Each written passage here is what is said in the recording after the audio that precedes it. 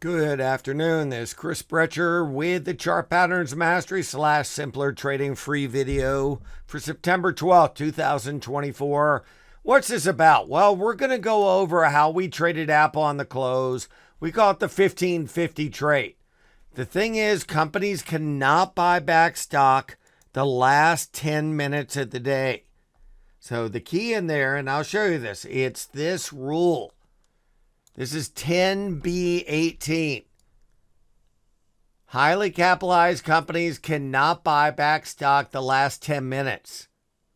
So how did you take advantage of that? Doesn't work every day, but when in a choppy market, it can work. Let me show you. So number one, why would we even think of this when it looks like the overall market might be breaking up?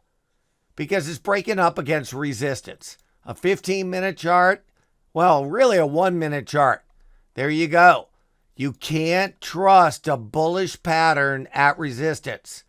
So we're more likely that these lack of buybacks on the close would work. This is what I want to show you really interesting. I want to show you a number of stocks and what they did exactly at 1550. I'm not talking about on the close. I'm talking about exactly at 1550. You get two of them.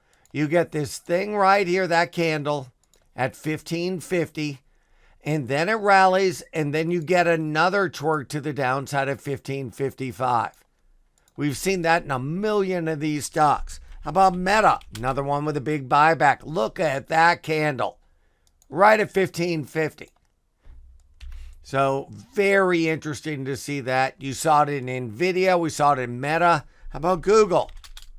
Yeah, you saw it in there as well. So you go into here and you look up here, right here, right? Well, actually it was right here, that 1550. Not as good as the other ones.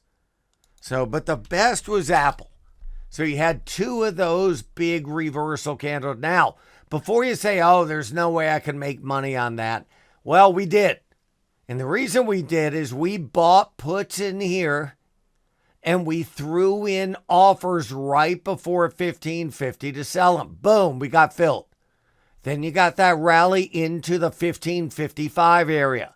We bought them again. So just to let you know, we originally bought them at 102, sold them at 122. My handwriting stinks. Then it rallied. We bought them again at 101. And then threw into some at 115 and got filled.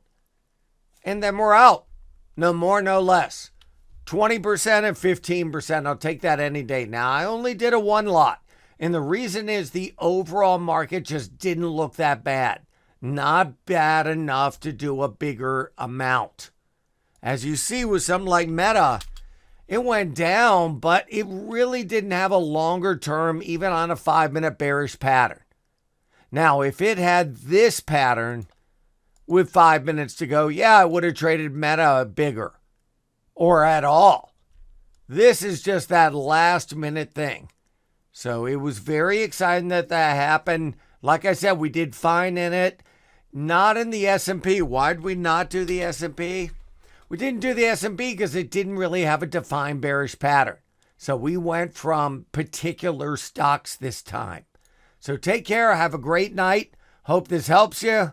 And talk to you tomorrow. Good afternoon, everyone. This is Chris Brecher, and I'm Senior Managing Director of Stocks at Simpler Trading. Thanks so much for watching this video.